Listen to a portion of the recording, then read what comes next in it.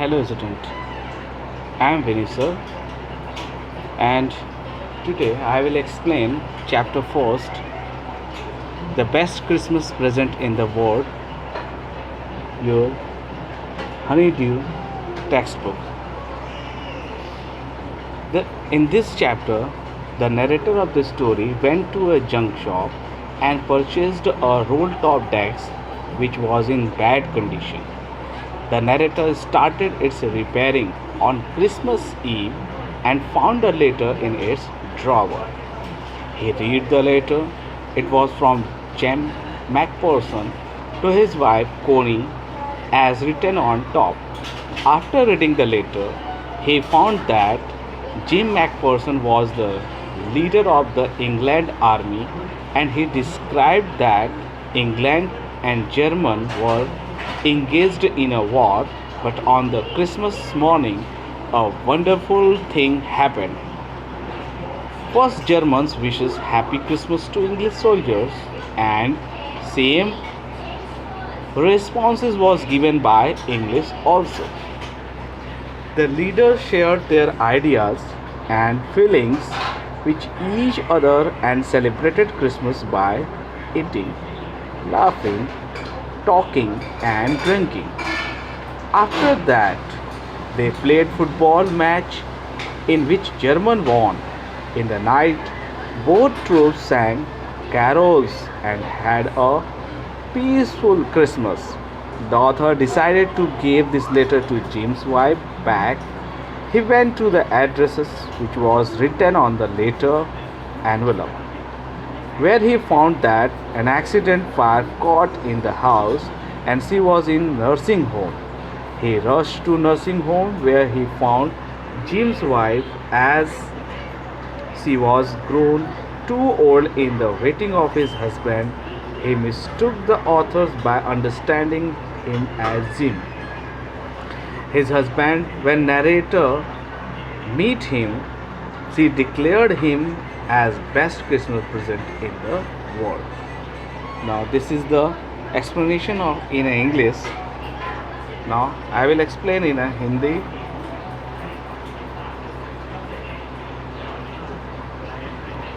लेखक को एक कबाड़ी की दुकान पे रोल टॉप डेस्क मिलता है। एक ऐसा डेस्क जिसके ऊपर रोल टॉप के ऊपर रोल जैसा लगा हो। इसकी हालत बहुत ही ख़राब थी, पर यह बहुत सस्ती थी। लेखक को मतलब नैरेटर को लगा कि वो इसे ठीक कर लेगा, अतः उसने इसे खरीद लिया। क्रिसमस के एक दिन पहले उसने उस काम करना प्रारंभ किया, उसको रिपेयर करना शुरू कर दिया। उसने दरवाजे बाहर खींचे, जो भी दराजें उसमें लगी थी। उसने देखा कि आग और पानी ने उसे पूरी तरह खराब कर रखा था। जिस व्यक्ति ने इसे बेचा था उसने बताया थी कि वह बहुत पुरानी है। यह 19वीं सदी की थी और ओक वुड की बनी थी। अंतिम दराज अधिक फैंसी थी, ज़्यादा डेकोरेटेड थी। इसे खोलने के लिए उसे अधिक शक्ति का भी उपयोग करना पड़ा, क्योंकि वो लॉक हो चुका था। खुलने पर उसके नीचे एक हिडन प्लेस दिखाई दिया। उसे एक छोटा सा टिन का डिब्बा मिला। डिब्बे के ऊपर ये शब्द लिखे थे, 25 जनवरी 1915 को प्राप्त जिम का अंतिम पत्र, मेरे साथ दफनाने के लिए जब वह अवसर आए। अंदर एक लिफाफा था जिस पर यह पता लिखा था, Shrimati gym Macpherson, 12 copper bridge, Bridport, और उस पर डेट मेंशन था 26 दिसंबर 1914। राइटर लेटर को पढ़ता है और वो सोचता है कि ये डेस्क के मालिक ने यहाँ पे रखा होगा। वह ब्रिटिश सेना में एक कैप्टन था, उसका नाम जिम मैकफर्सन था, जिसने वो लेटर लिखा था। और उसने यह लेटर अपनी पत्नी कोनी को लिखा था। क्रिसमस के दिन जो वॉर लैंड था, एक अद्भुत घटना होती है उस समय। क्या होता है, जो जिम मैकफर्सन ने अपने लेटर में इसका डिस्क्रिप्शन भी दिया हुआ है। अंग्रेज़ों और जर्मनों के बीच युद्ध चल रहा था। दोनों सेनाएं अनाधिकृत भूमि के दोनों और अपनी अपनी जो खंदकें होती हैं उसमें खड़ी थी। अचानक मैकफर्सन ने देखा कि शत्रु की ओर से कोई व्यक्ति सफ़ेद झंडा लहरा रहा था। मैकफर्सन जो इंग्लैंड का था, उसने देखा कि बहुत से जर्मन सिपाही उन्हें आवाज़ लगा रहे थे। वे अंग्रेज़ सिपाहियों को क्रिसमस की मुबारकबाद विश कर रहे थे। कुछ अंग्रेज़ सिपाही जवाब में बोले, आपको भी बहुत बहुत मुबारक हो ये क्रिसमस। अंग्रेज़ों ने समझा कि बात खत्म हुई अब, बट उन्हें यह देखकर बहुत हैरानी हुई, बहुत सरप्राइज हो गए कि बहुत से जर्मन उनकी ओर चले आ रहे थे। कैप्टन डर गया था। यह कोई चाल हो सकती थी दुश्मन की, पर ऐसा नहीं था। वे अपने साथ जर्मन शराब और सील्ड पैक मीट लेकर आ रहे थे, कुछ ईटिंग आइटम। अब जो सिपाही थे उनके हाथ में बंदूक नहीं थी, वे खाने के सामान लेके आ रहे थे।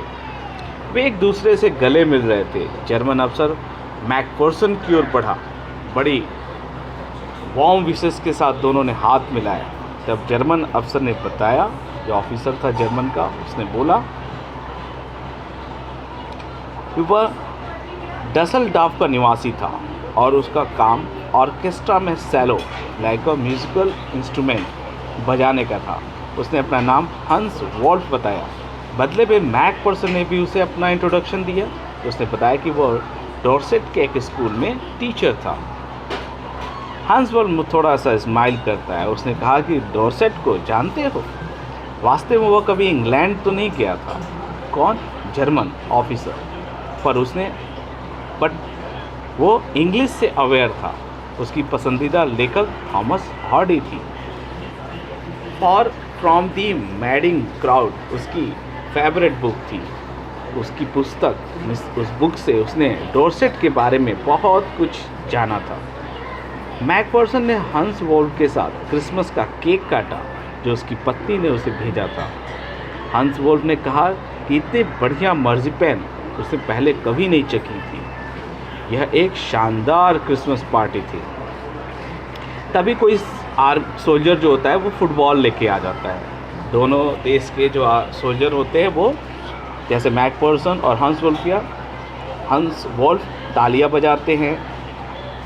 फुटबॉल का गेम स्टार्ट हो जाता है और वो दोनों को इंकरेज भी करने लगते हैं। वो बढ़ाते रहो। हंस वोल्फ ने कहा कि अगर युद्ध के स्थान पर समस्याओं का सॉल्यूशन फुटबॉल मैच से हो तो जो संसार है तो बहुत ही अच्छी स्थिति में होगी। फुटबॉल मैच के बाद खाने पीने का सारा सामान खा पी लिया गया। अब दोनों को बाय करने का समय आ गया। हंस वोल्फ ने मैकफर्सन को सलाम किया, सैल्यूट किया और धीरे धीरे वह अपने बैरक की तरफ चला गया। उस रात जर्मनों की ओर से एक कैरोल गाने की आवाज़ आई। इसका जवाब अंग्रेज सिपाहियों ने समूह गान के रूप में एक अन्य कैरोल सॉन्ग गाकर किया। कुछ देर तक कैरोल का यह क्रम ऐसे ही चलता रहा, फिर सब कुछ शांत हो गया।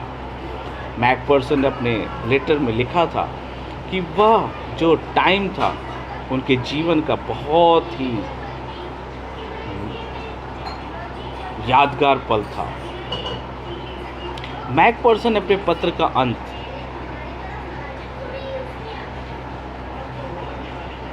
इस होप के साथ किया कि शीघ्र ही ये जो बैटल चल रही थी वो ख़त्म हो जाएगी। दोनों ही सेनाएं शांति चाहती थी, पीस चाहती थी और उन्हें बिलीव था कि वे शीघ्र ही फिर से एक दूसरे से मिलेंगे। लेटर को पढ़कर राइटर ने उसे वापस लिफाफे में एनवेलप में रख दिया। उसे निश्चित किया, ये डिसाइड किया कि वो पत्र लेकर उसके पास जाएगा जिससे यह पत्र लिखा गया था। किसके लिए लिखा गया था? जिम ने अपने वाइफ पोनी के लिए लिखा था। तो राइटर जो नरेटर है इस स्टोरी का, उसने ये फिक्स किया कि मैं ये लेटर जिम का उसकी वाइफ पोनी के पास पहुंचा के रहूँगा। पते पर ब्रेडपोर्ट डॉर्सेट लिखा था। अतः वो गाड़ी में बैठता है और 12 नंबर जो हाउस है वहाँ पे पहुँचता है। तो वो क्या देखता है कि जो घर था वो जला हुआ था। उसने इंक्वायरी किया तो पता चला श्रीमती जो मैकफर्सन थी आग लगने के समय उसके घर के अंदर ही फंस गई थी। फिर फायरमैन ने उसे बिल्कुल ही लास्ट टाइम पे बाहर निकाला। वो लगभग अप्रॉक्स 101 ईयर्स ओल्ड हो चुकी थी, इसलिए उन्हें एक नज़दीक के ही नियर एक नर्सिंग होम में एडमिट कर गया था।